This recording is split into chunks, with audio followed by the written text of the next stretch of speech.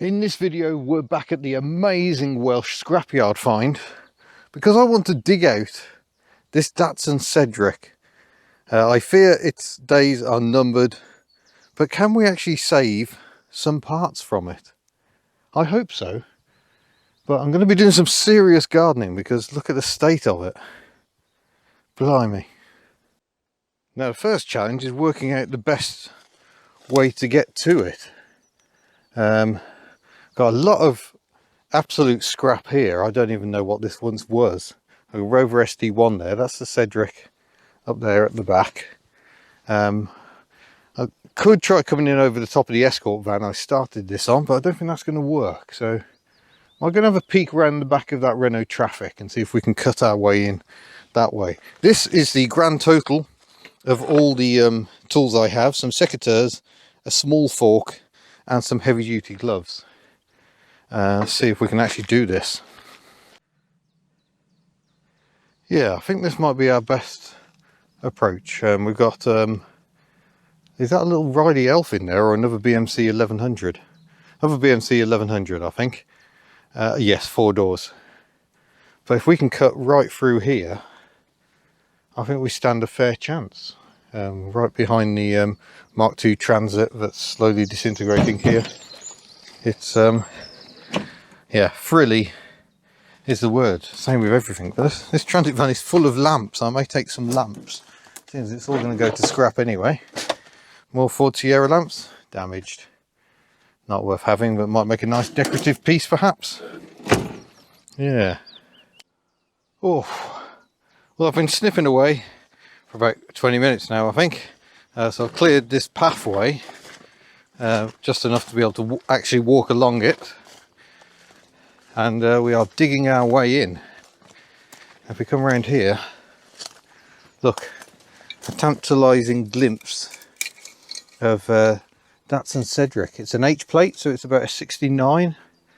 Now, not very many of these Cedrics were sold here. It's the 130 series. They are very rare. I've actually driven a 130 series over in the Netherlands, belonging to my friends Ivan and Patrick, who I'm hoping to see again this year. Hoping Japan Classic Sunday is actually going to happen in Hubnut in the Netherlands. But yeah, they have a saloon one which I have driven. I've got another friend, James, who's got an estate that he bought over from Finland, and yeah, exceedingly rare here, very rare indeed. I can't remember, I think I've seen one early one which had a different front end treatment here in the UK, but yeah, in we go. Still got a lot of hacking to do. I could do with a machete really, but I didn't really want to get a machete.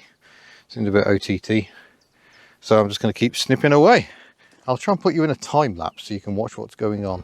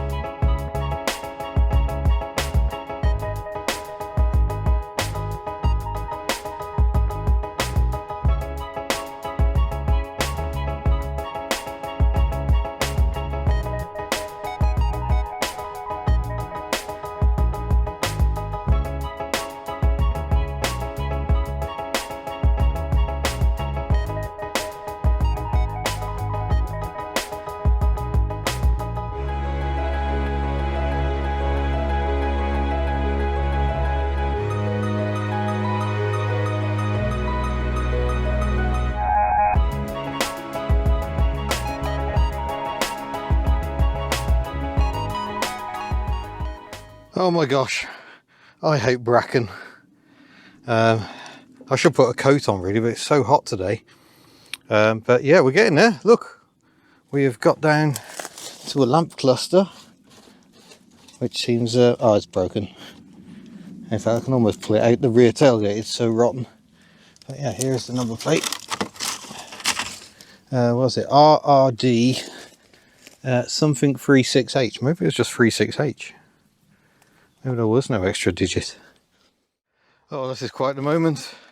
I managed to dig in sufficiently to almost get the boot open. Oh, I might have to trim a bit more. Yeah, I don't think we're missing a digit there. I think that is the actual number plate. Oh god, I can pull the number plate off.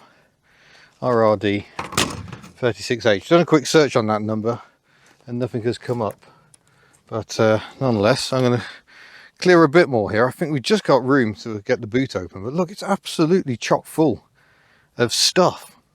I don't know what stuff. But it's clearly been sat here a very long time. It's so rusty. Look, I can remove the rear light almost by hand. In fact, I can remove the rear light by hand. So that's one part I'll take with me, even though it's damaged. Separate lenses, so it might be useful to someone. Good grief. That is crusty indeed. A bit stronger right on the seam there. There we go. I have a rear light. Just need to disconnect it. That multi-plug wiring back in the day. And we'll be away. See if I can work out how to encourage that to come apart. Alright, let's have another go. Oh, what do I get the feeling? This is all going to fall off entirely. I'm going to need both hands for that, and I have a horrible feeling that entire tailgate is going to try falling off. Let's see if I can balance you up there. There we go, I think you balanced. In fact, I'm going to put my gloves on because this tailgate is so very rusty. Let's move these out of the way. Come in handy, those secateurs. Keep my souvenirs. Oh, don't fall into the brambles. That would be very, very bad. Let's see if we get this tailgate open. Oh my god. This car is absolutely chock full. Oh dear.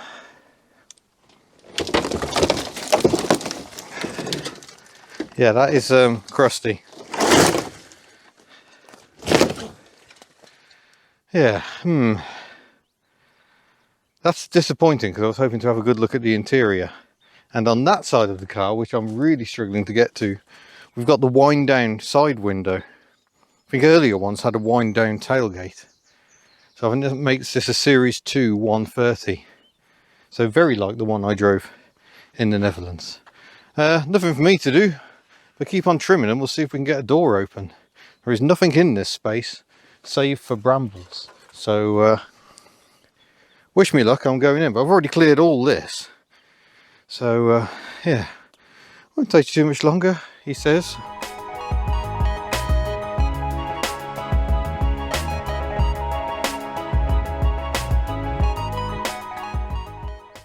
Oh, it turns out throwing a wheel at brambles is quite a good way of clearing them out of the way. I'm trying to get the door open, but it doesn't really want to play. And the door is so rotten I can kind of bend my way in, but look, the whole car is absolutely full. I'm not rating my chances of rescuing very much from there. I will keep going because I would like to get the VIN number if I can from my mate Eddie for his records. The rear door open. It's more like the door handle is going to pull out of the door. This feels so bad, really. This is such a rare car, but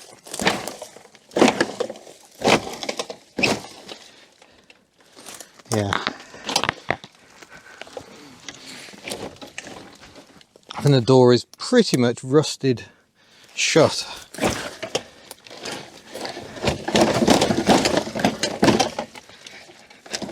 That's a nice way.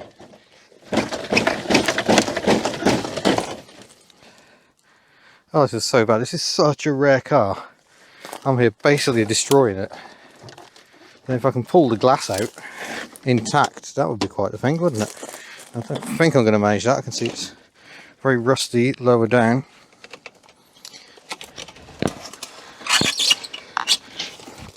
Oh, there we go. I can wind the window down.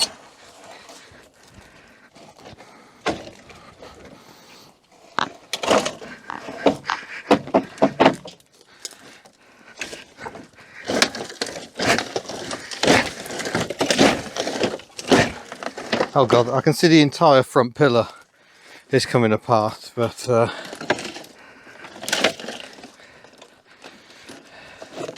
jeepers, yeah, that door is pretty much rusted closed. Oh, let's take you inside this extremely rare but utterly dead motor vehicle. So yeah, the door is seen better days. Maybe we can get the glass out, that'd be good. Quarter light, looks got the rotary, it still works. Rotary control for that quarter light, but yeah, look at the front pillar.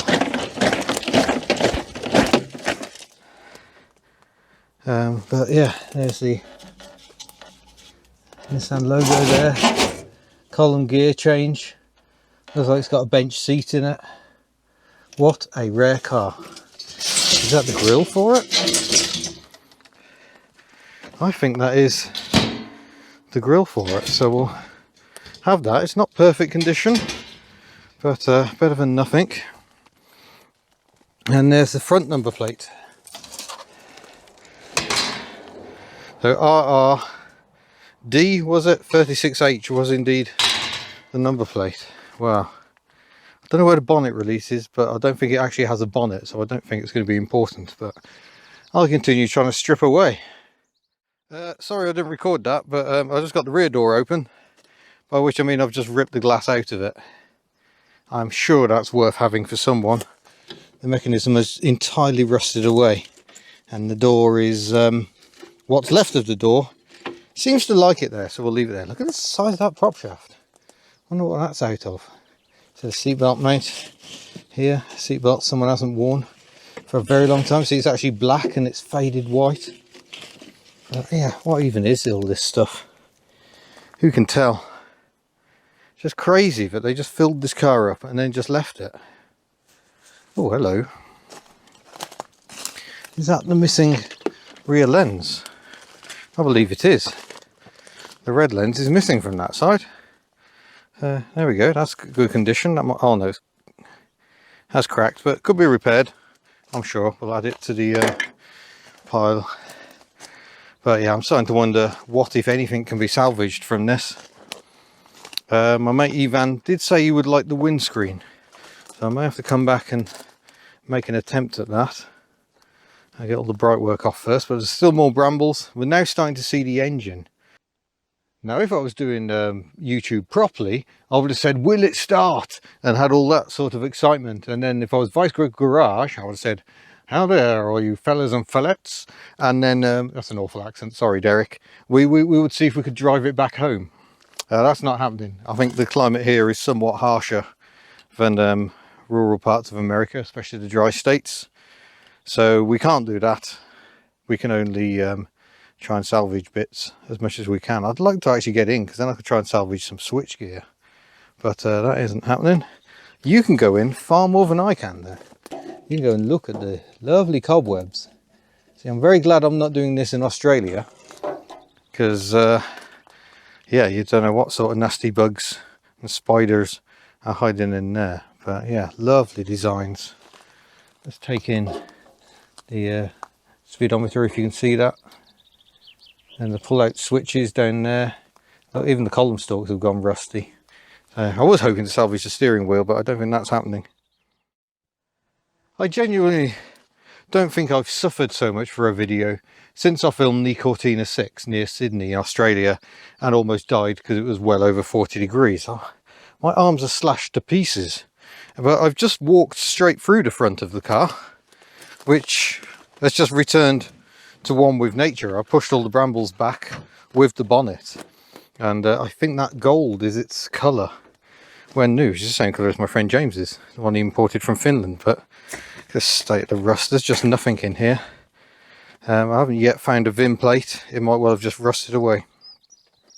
It is a 6-cylinder engine, 2 litre. It does seem seized. I don't think that's going to be turning around anytime soon. This is the J20 engine, which has its origins in the engines that Nissan was building under license from BMC. So it's like a 6-cylinder version of a B series engine, to all intents and purposes, I think. So you can just see the rocker gear, whereas obviously under the larger one, the L20, you'd have a camshaft. But either way, it's absolute toast, because it is seized absolutely solid. There's the passenger side wing. I'm just easing that away from the rest of the car. Yeah, look at this. It's just disintegrating. So I'll just have a quick look in case the VIN number is around there somewhere. So clear a few more brambles.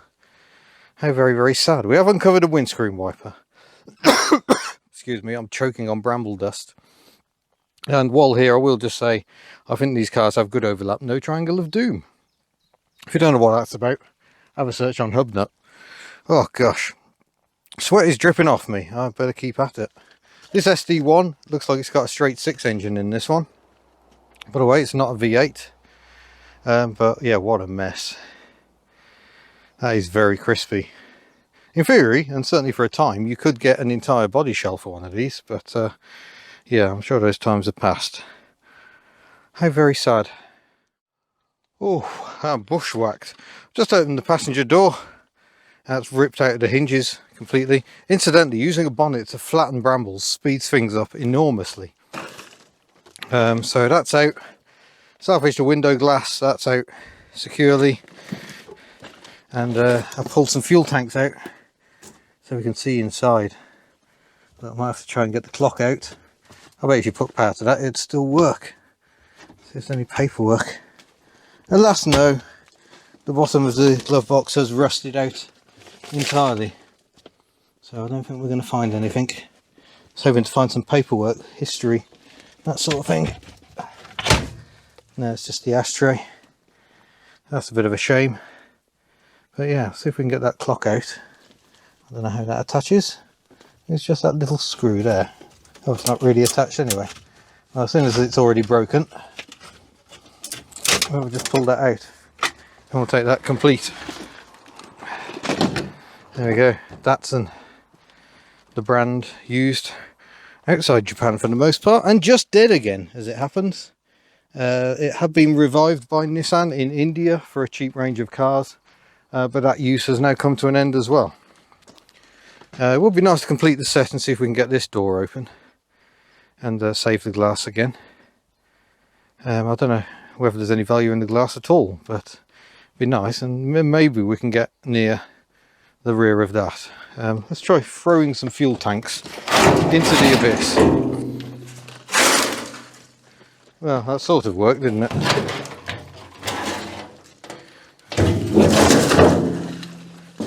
Use these fuel tanks to try and get the brambles to behave. We're a bit stuck on the front of this Harvest Gold, maybe? BMC 1100. So I'm going to keep doing that for a bit until we've actually cleared some brambles, and then we can see the clever rear window. Well, I have been hoping to show you the shopping window here, but I'm not sure of the mechanism to make it go down. It might have been electric, it's certainly all rusted up now. But yeah, somehow, I can't remember if there was a key. Yeah, there is a key. There's a key just there. And you could put this down so you could drop your shopping in. A very novel solution. And it was to kind of make up for the fact that you could no longer drop the tailgate window. So that's what that was all about. But yeah, I think we're done here. It's absolutely rotten, absolutely full of rotten steel. And yeah, more than 20 years, possibly 30 years of sitting here have not done it all that much good. But still, we have salvaged some parts. That's some of the collection. Even the screen wash bottle still looks good. So yeah, not a wasted endeavour, and utterly fascinating just to see exactly how rotten a car can get if you just leave it parked up. Extraordinary. With that, I'm going to end this fascinating piece of archaeology. Me and a friend are going to come back and hopefully take the windscreen out. But that's it. I don't think we're getting a fat lot else of this utterly remarkable Datsun Cedric. But it's been an absolute honour to document this. So thanks so much to the landowner and their family for letting me come here and take in this remarkable site before it's gone forever. It's just utterly extraordinary, and I've really enjoyed it, and I hope you have too. So sadly, not a will it start video because there's not a cat in hell's chance, but it has been an interesting experience nonetheless. So thank you for watching. Don't forget to hit the subscribe button before you go, tick that little bell, and head to the Hubnut store if you want to buy lovely merchandise. Incidentally, my Reliant Fox hasn't sold, so I might just have to keep her. That's no bad thing, perhaps. So yeah, I shall see you in a future video. Farewell. Well, of course I had to play with the wipers. What did you expect?